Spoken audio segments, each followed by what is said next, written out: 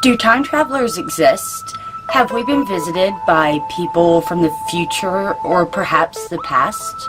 Well, let's go over one story of a time traveler from the past that has been used time and time again to try to prove the existence of time travel.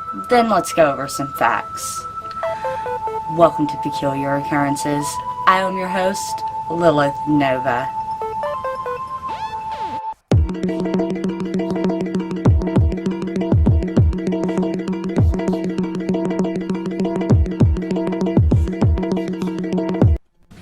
In June of 1951, on Wall Street in New York, a man dressed in business-type clothes from the 1800s appeared confused and dazed by what he was seeing when he was hit by a taxi cab. Things would be found on this man that would later come to be said to be proof of time travel. The young man had a full beard and the kind of mutton-type sideburns that had long gone out of style.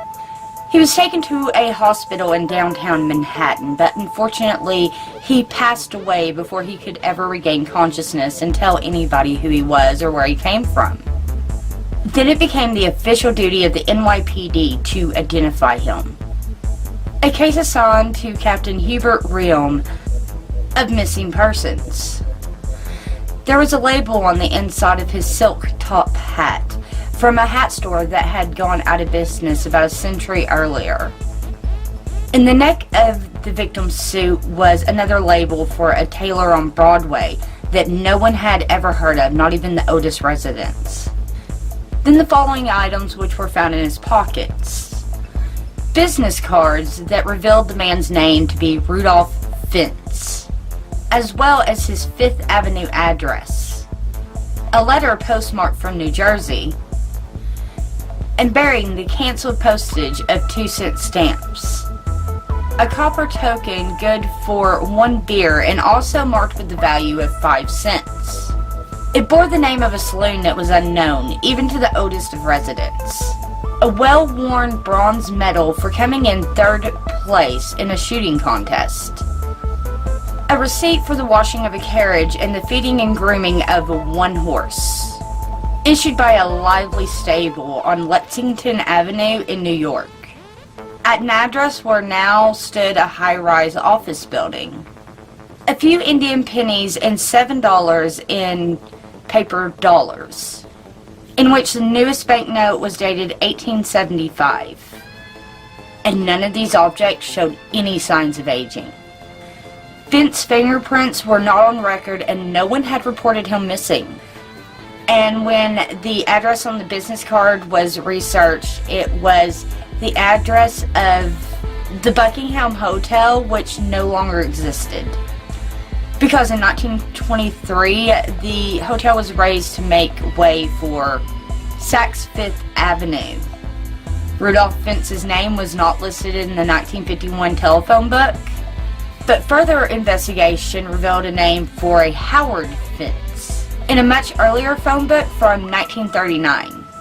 And when the police spoke to the neighbors in the house that Howard had lived in, they described him as an old man with silver hair. He once worked as a short order cook in a diner down the street. However, in 1940 he retired and moved away.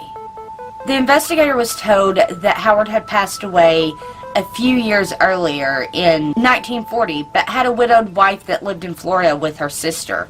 So the investigator got a hold of her. She told him over the phone that her husband's father, Rudolph Fentz, had disappeared in 1876 when he was 29 years old. He had a habit of taking a walk in the evening to smoke his cigar because his wife didn't like the smell of it in her house.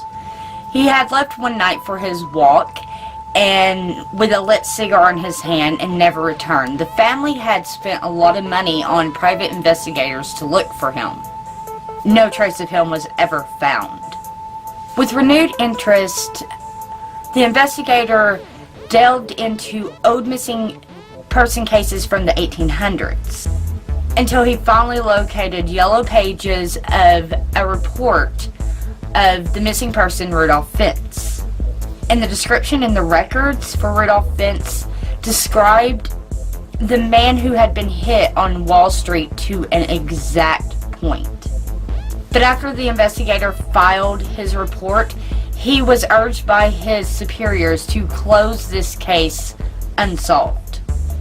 And then he was reviewed by Internal Affairs and barely made it through a mental competence evaluation. And most of his notes were stricken from the official case file. And that is the end of the story of Rudolph Fentz, a story I have seen presented time and time again as a real story and proof of time travel. And I was so excited to delve deep into this one and see where the origins of this story laid, hoping that it would lead me to some peculiar mystery I couldn't solve.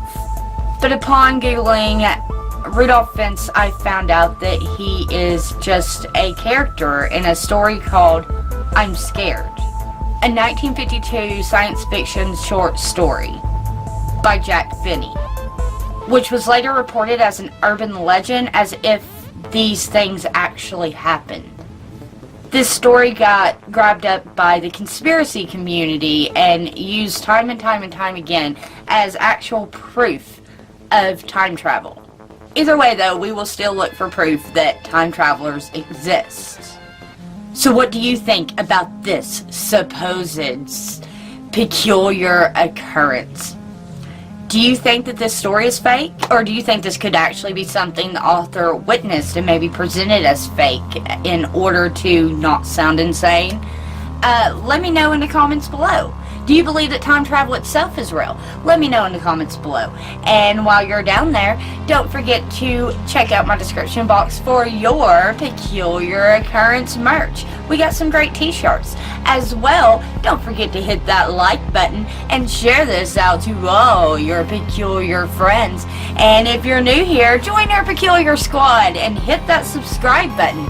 And don't forget to hit that bell or YouTube won't even tell you that I uploaded. And until next time, keep your eyes peeled for all things peculiar.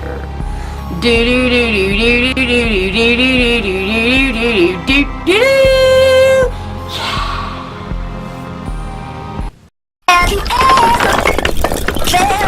Are you listening? Damn.